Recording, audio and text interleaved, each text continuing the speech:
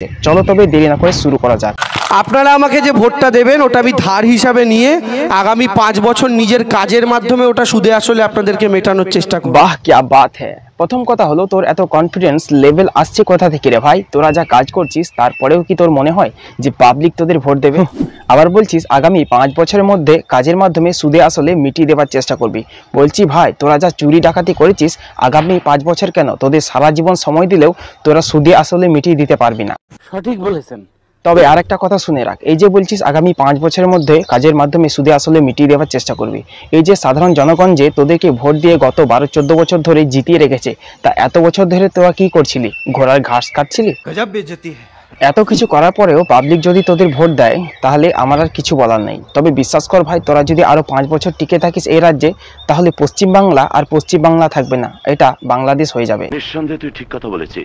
আর বিজেপির যদি জেতান অভিজিৎ গাঙ্গুলিকে, এতদিন বসে কি করেছেন? ওই একটা চেয়ারে গিয়ে বসতেন, বসে কলম চালিয়ে চাকরি খেতেন। আর কোনো যদিও অভিজিৎ বাবু তোকে গোহারান হারিয়ে অনেক আগেই জিতে গেছে, তবে চাকরি খাবার কথা যখন বললি সেক্ষেত্রে তোকে একটা কথা বলি, তাহলে পার্থবাবু আর কেষ্টবাবু চাকরি না খেয়ে কি খেত? পিসির চপ শিল্পের চপ খেত। কেউ রুটি খায়, কেউ ভাত খায়, উনি চাকরি খায় নুন লেবু দিয়ে। আরে নুন লেবু তো খাবার জিনিস রে ভাই, ওটা যে কেউ কম বেশি খায়, কিন্তু হাওয়াই চটি তো চাটার জিনিস নয়। তাহলে তুই এত চাটিস কেন? তোর লজ্জা করে না? আমি তো গর্ব করে চটি চাটি, আমার কোনো অসুবিধা নেই। বাংলার চটির অসাধারণ স্বাদ। সবচেয়ে কম বয়সী প্রার্থী হচ্ছে আমি, মাত্র 28 বছর বয়সে আপনাদের প্রার্থী। আমি ছুটতে পারি দাদা, আমি দৌড়তে পারি, ছুটতে পারি, নেত্রী আমাকে সেই কারণে পাঠিয়েছে। বাহ, তাহলে তো খুব ভালো কথা। তমলুকের মানুষের দুঃখে কষ্টের দিন শেষ হয়ে গেছে, কারণ তমলুকের মানুষ যখন হঠাৎ করে অসুস্থ হয়ে পড়ছে তখন তুমি কালীঘাট থেকে তোমার দলবল নিয়ে একেবারে ছুটে দৌড়ে পৌঁছে যাচ্ছ সাহায্যের জন্য, তাই না? তা ভূদাংশু বাবু, এই দৌড়ানোর প্র্যাকটিসটা কি জন্য করেছো? সাধারণ মানুষের টাকা পয়সা চুরি করে নিয়ে পালানোর জন্য? গজব বেইজ্জতি। ওরা আমার মধ্যে রামকে দেখতে পাচ্ছে হয়তো, ওরা আমার মধ্যে রামকে দেখতে পাচ্ছে। বাহ, নিজেকে রামের সাথে তুলনা করছে। আরে মানুষ তোকে রামের সাথে তুলনা করছে না, রাম ছাগলের সাথে তুলনা করছে, বুঝলি? কোথায় রেশমি শাড়ি আর কোথায় ছাগলের দাড়ি, দুটো কি এক হলো? জয় শ্রীরাম দিয়েছে। বিজেপি আগাপাস্তল অসভ্যের দল। বিজেপি আগাপাস্তল অসভ্যের দল। ও তাই নাকি? তাহলে তোদের দলটা কি সভ্য? তোদের দলের লোকগুলো কি এমনি এমনি জেল খাটছে? আর ওই যে তোদের বাঘের বাচ্চা, ভাল্লুকের বাচ্চা, বাচ্চা আরো যেসব বাচ্চাগুলো জেল খাটছে তাদের একটু খোঁজ না, তারা কি কারণে জেল খাটছে। আরে সে কি কাণ্ড, ঘাটালের ঘেটুবাবু কার নাম নিচ্ছে? সেও কি অবশেষে দল পাল্টে ফেললো নাকি?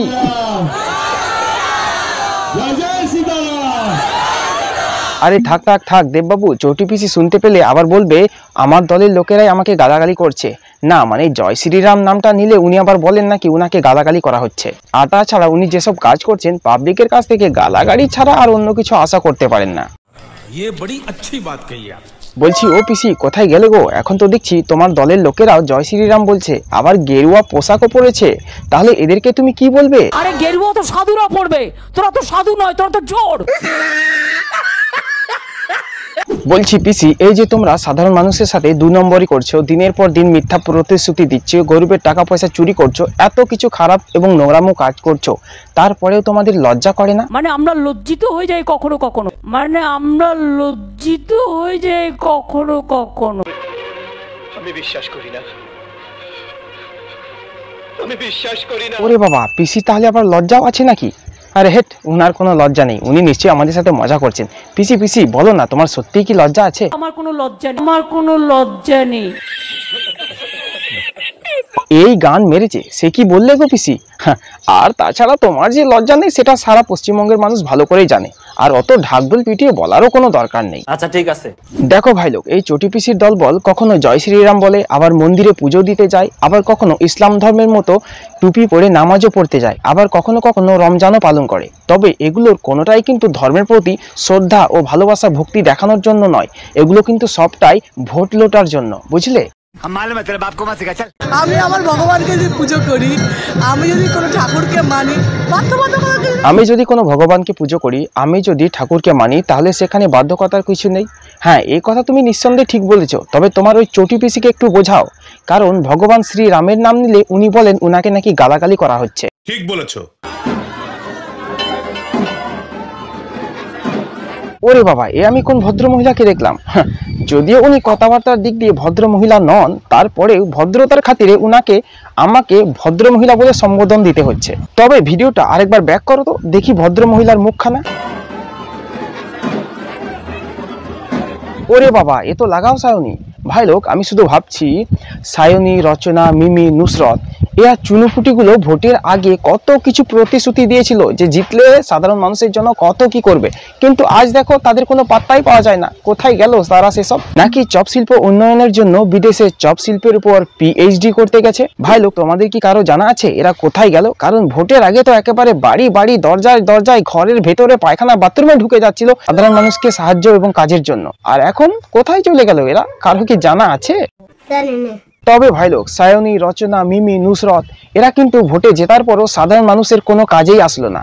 তবে হ্যাঁ, টিএমসির কিন্তু দারুণ কাজে লেগেছে এরা, কারণ এদের মুখ দেখিয়ে সাধারণ মানুষের কাছ থেকে টিএমসি হাজার হাজার ভোট আদায় করতে পেরেছে। এরা সাধারণ মানুষের কোনো কাজেই আসলো না, আর ভবিষ্যতেও কোনোদিন লাগবে বলে আমার মনে হয় না। আর হ্যাঁ, যেটা সব থেকে ইম্পর্টেন্ট কথা, যেটা আমি বলতেই ভুলে গেছি, ব্যাপারটা হলো তুমি এখনো বোধহয় সাবস্ক্রাইব করোনি আমার চ্যানেলটা, তাহলে টুক করে সাবস্ক্রাইব করে দাও, দেরি না করে। জয় শ্রীরাম বললে নাকি পিসি বলেন ওনাকে গালাগালি করা হচ্ছে, তাহলে পিসি যেটা বললেন এখন সেটা কি গালাগালি নয়?